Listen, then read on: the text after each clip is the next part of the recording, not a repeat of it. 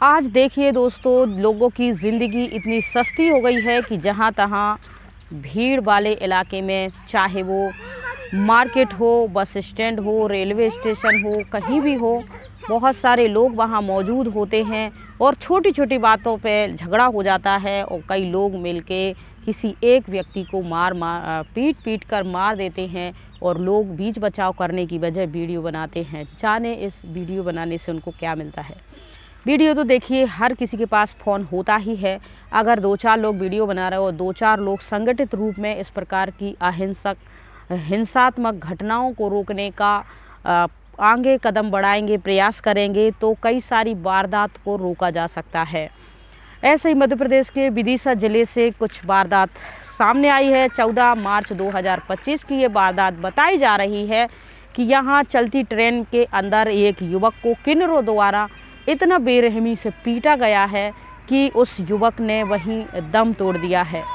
और general bogie में बहुत सारी भीड़ भाड़ थी, बहुत सारे लोग थे, ये सब कुछ तमाशा देख रहे थे, लेकिन किसी ने भी ऐसी भीड़ को रोका नहीं और उस युवक को बचाया नहीं, किन्नरों को भी रोका नहीं और वो पिटता रहा किन्नरों के द्वारा वो युवक। इससे युवक की मौका पर मौत हो जाती है। और फिर जब ये युवक जो होता है ट्रेन के अंदर ही जब इस दम तोड़ देता है तो किन्नर इसको उठाकर बाहर रेलवे ट्रैक पे फेंक देते हैं झाड़ियों के बीच में। और इस तरीके से ये जो पूरी घटनाक्रम होता है इसका खुलासा तब होता है जब लोगों द्वारा वीडियो बनाई गई थी और सोशल मीडिया पर ये वीडियो वायरल कर दी गई थी। इसके बाद ये सब लोगों तक ये वीडियो पहुंच जाती है और इसी तरह ये वीडियो पहुंचते पहुंचते उस युवक के परिवार तक भी पहुंच जाती है। जब ये वीडियो वो देखते हैं तब उन्हें पता चलता है कि उनके घर का जो बेटा रोज़ सुबह कमाने जाता था और रोज़ रात को वापस आता था किसी न किसी ट्रेन से, ये अप डाउन करते थे। ये गोंडवाना ट्रेन बताई जा रही है और 14 मार्च 2025 की ये घटना बताई जा रही है। उसके अंदर कुछ ये किन्नर चढ़े हुए थे और वो लोगों से पैसे मांग रहे थे। ये लोग 10-10 रुपये 20 रुपये ऐसे करके पैसे मांगते हैं जिसको जो देना है, और अगर कोई पैसे देने से इनकार कर देता है तो ये उनके साथ गुंडागिर्दी करते हैं, दादागिर्दी करते हैं, संगठित रूप में इकट्ठे हो जाते हैं और उस पर ऐसे टूट जाते हैं जैसे उसने 10 रुपये देने से नहीं बल्कि उन्होंने इनकी कोई प्रॉपर्टी देने से मना कर दिया हो। इसी तरह ये एक आदर्श विश्वकर्मा नाम का युवक गोंडवाना ट्रेन के अंदर बैठकर अपने घर वापस आ रहा था। ये युवक विदिशा का बताया जा रहा है। ये रोज़ भोपाल में मोबाइल की एक शॉप पर काम करता था और रोज़ सुबह ये अप डाउन किसी भी ट्रेन से चला जाता था और शाम को इसको जो ट्रेन मिलती थी उससे घर वापस आता था।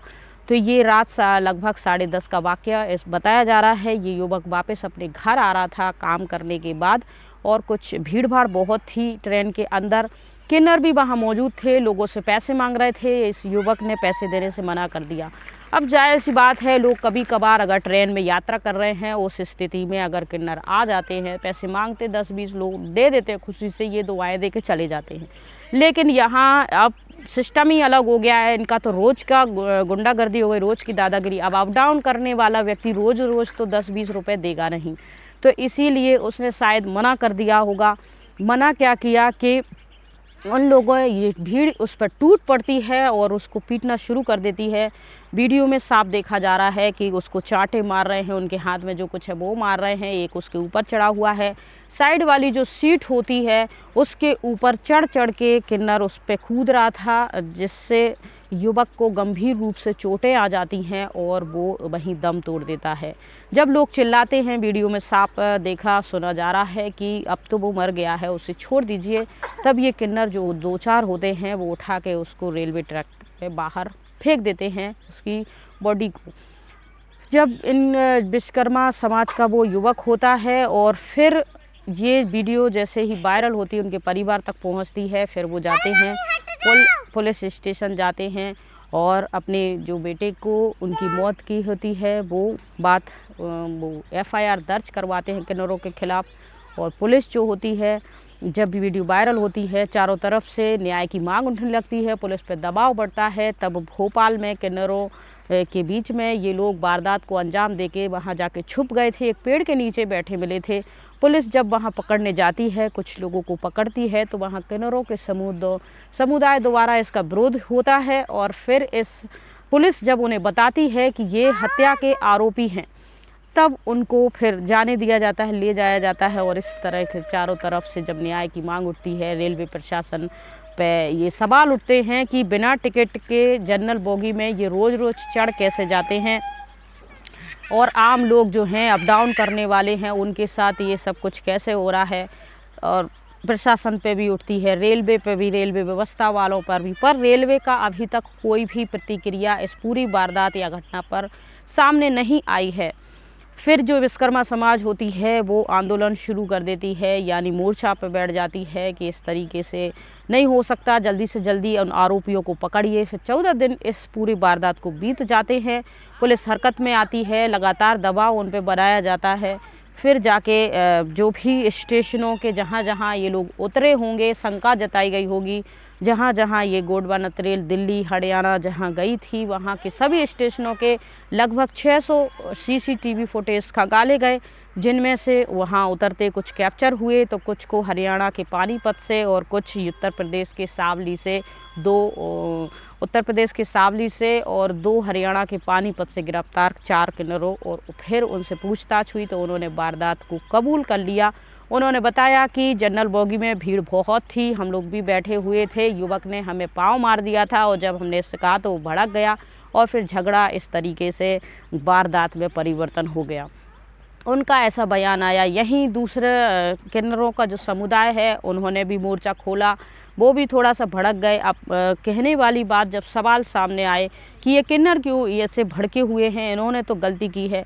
पहले तो 30 त्यौहार पे आते थे, खुशियाँ जब घरों में आती थी, शादी ब्याह में कोई का बच्चा हुआ तो ये आते थे, लोग खुशी से इनके मुंह मांगे पैसे देते थे, ये दुआएं दे के चले जाते थे।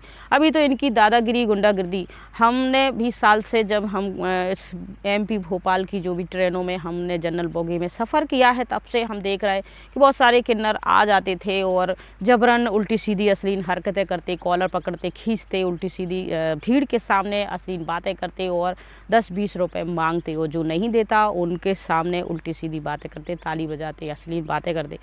तो ऐसे इनका सालों से चला आ रहा है। तो क्या ये टिकट लेके चलते हैं या फिर रेलवे की जो सुरक्षा व्यवस्था है या जो TT है या फिर जो भी वहाँ के ऐसे नियम कायदे को जो देखते हैं, क्या उनसे इनकी सेटिंग होती है, क्या वो इनको भी 150? तो क्या इंसान की ज़िंदगी इतनी सस्ती हो गई है कि 150 में बिक जाती है? एक आम व्यक्ति जो कि प्लेटफार्म तक का टिकट अगर वो नहीं ले तो फिर कयामत आ जाती है उस पर, 1000-2000 का या फिर एक रात की हवालात उसको जेल में डाल देते हैं।